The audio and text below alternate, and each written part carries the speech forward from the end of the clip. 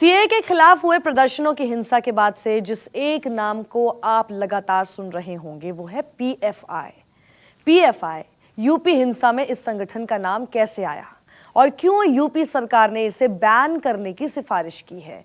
PFI को लेकर सियासत भी गर्म है। कोई इसे देशद्रोही संगठन बता रहा है तो कोई इसके साथ खड़ा नजर आ रहा है। देखते हैं कि आखिर ये पीएफआई क्या है।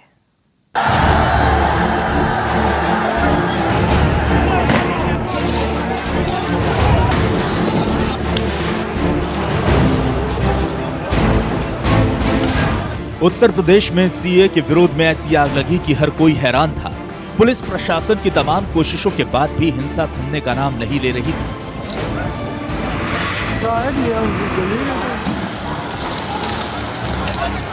कई लोगों की जान गई, कई पुलिस वाले घायल हुए, जमकर गोलियां चली, आगजनी हुई। हालात पर काबू करने के बाद सबसे पहला सवाल था कि क्या यह हिंसा अचानक हुई या इसके पीछे कोई साजिश थी। और जब जांच हुई तो सामने आया पॉपुलर फ्रंट ऑफ इंडिया का नाम। ये एक कट्टरवादी इस्लामिक संगठन है जो इस वक्त करीब 23 राज्यों से ऑपरेट कर रहा है। हिंसा में शामिल होने के आरोपों में पुलिस ने पीएफआई के 25 सदस्यों को गिरफ्तार किया। ये गिरफ्तारी राज्य के अलग अलग हिस्सों से हुई।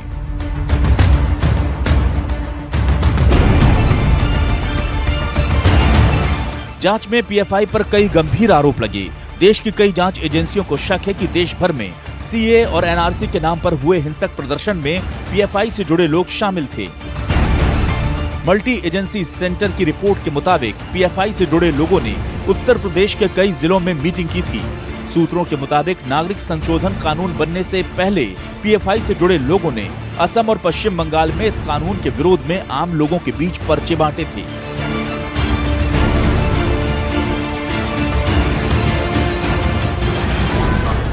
योगी सरकार ने मान लिया कि हिंसा का मुख्य साजिशकर्ता इस्लामिक कट्टरपंथी संगठन पॉपुलर फ्रंट ऑफ इंडिया ही है और अब इस पर नकेल कसने की तैयारी शुरू कर दी गई है। सरकार के इस फैसले का खुलासा खुद सूबे के डिप्टी सीएम केशव प्रसाद मौर्य ने किया। मौर्य ने कहा कि हालिया दिनों में सीए के विरोध के नाम पर जो हिंसा उत्तर प्रदेश में हुई है उसका सूत्रधार पीएफआई था। साथ ही डिप्टी सीएम का यह भी मानना है कि बीते दिनों हुई हिंसा में यही लोग शामिल हैं जो बैन किए जाने से पहले सिमी में शामिल थे।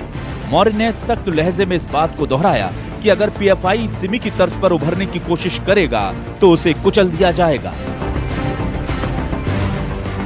कोई भाजपा की योगी आदित्यनाथ जी के नेतृत्व वाली सरकार का बैर नहीं है, लेकिन पीएफआई अगर देशद्रोही गतिविधियों का हिस्सा बनेगा और जो काम सिमी रूपी आतंकी गतिविधियों का हिस्सा रहने वाले संगठन के द्वारा चलाया जाता था, अगर वह काम पीएफआई द्वारा चलाया जाएगा तो उस पर तो कठोरतम कार्रवाई होगी, सख्त से सख्त कदम उठाया जाएगा। और जो सच सामने आ रहे हैं उस सच को ध्यान में रखते हुए ऐसे संगठनों के खिलाफ कठोर कार्रवाई और शीघ्रता से करने की आवश्यकता है। उत्तर प्रदेश सरकार की ओर से भारत सरकार को इस संबंध में जो सूचना है वो भेजी जा रही है। डिप्टी सीएम केशव प्रसाद मौर्य के ऐलान के बाद यूपी के डीजीपी ओपी सिंह ने गृह मंत्रालय को एक पत्र लिखा जिसमें पीएफआई को बैन करने की मांग की गई। इस मामले में केंद्रीय गृह मंत्रालय खुफिया एजेंसियों और एनआईए से इनपुट ले सकता है। साथ ही गृह मंत्रालय पिछले कुछ महीनों में पीएफआई से जुड़ी गतिविधियों की समीक्षा भी करेगा। तो उसको केरला में बनाया गया और केरला में बनाने के बाद ये संगठन ने उत्तर प्रदेश की तरफ बहुत तेजी से अपना पैर जमाने की कोशिश की और तमाम चीजों के बाद सीएए का जब आंदोलन की बात आई तो आंदोलन न करके एक अराजक और भयानक रूप देने का काम जो किया है वो पीएफआई ने किया है। और पीएफआई इसमें वही लोग हैं जो आतंकी संगठन सिमी से जुड़े हुए थे। यूपी सरकार और पुलिस के गंभीर आरोपों का पीएफआई ने खंडन किया है। पीएफआई ने बताया कि एक स्वस्फूर्त आंदोलन है। लोगों ने अपने सभी मतभेदों की परवाह किए बिना हाथ मिलाया और देश भर के शहरों और गांवों में कानून के खिलाफ मार्च किया। अचानक से सुर्खियों में आए इस संगठन के बारे में आप जान लीजिए।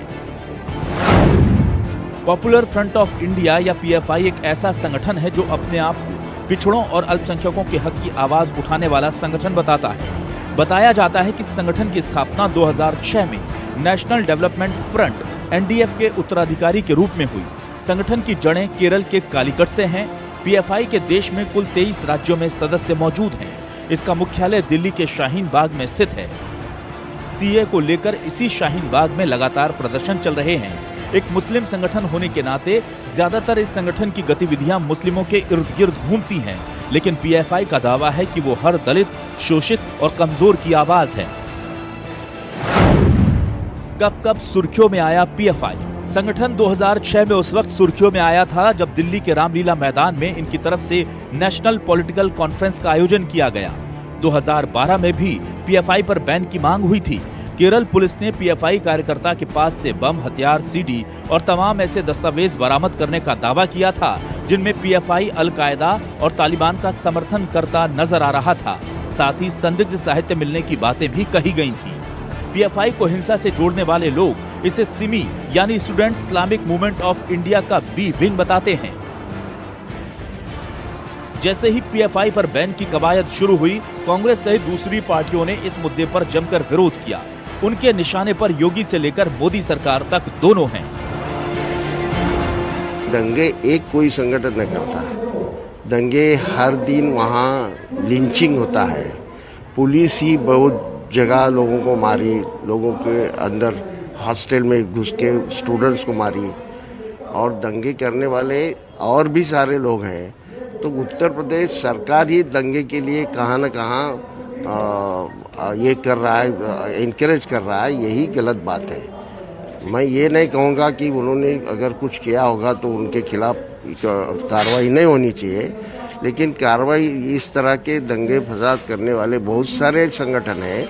और यूपी में जो हो रहा है इसका मतलब यूपी में सरकार ही नहीं है, सरकार ही इनकरेज कर रही है इस तरह का। ये खाली एक संगठन ये कर रहा है, ये मैं मानने के लिए तैयार नहीं। कई विरोधी दल पीएफआई के समर्थन में खड़े हैं, लेकिन खुलकर सामने नहीं आ रहे। उधर फिलहाल पीएफआई ने भी इस बैन की शुरुआत को अपने अस्तित्व का सवाल बना लिया है और सीए के विरोध में 5 जनवरी को पश्चिम बंगाल के मुर्शिदाबाद में एक बड़ी रैली आयोजित करने का फैसला किया है। इस रैली के पोस्टर में टीएमसी सांसद अबू ताहिर खान का नाम आने के बाद विवाद भी खड़ा हो गया है। हालांकि टीएमसी सांसद ने पीएफआई से किसी भी तरह के संबंध से इनकार किया है। पीएफआई का भविष्य क्या होगा फिलहाल कहना मुश्किल है, लेकिन भविष्य में पीएफआई पर सियासत जमकर होगी ये तय है।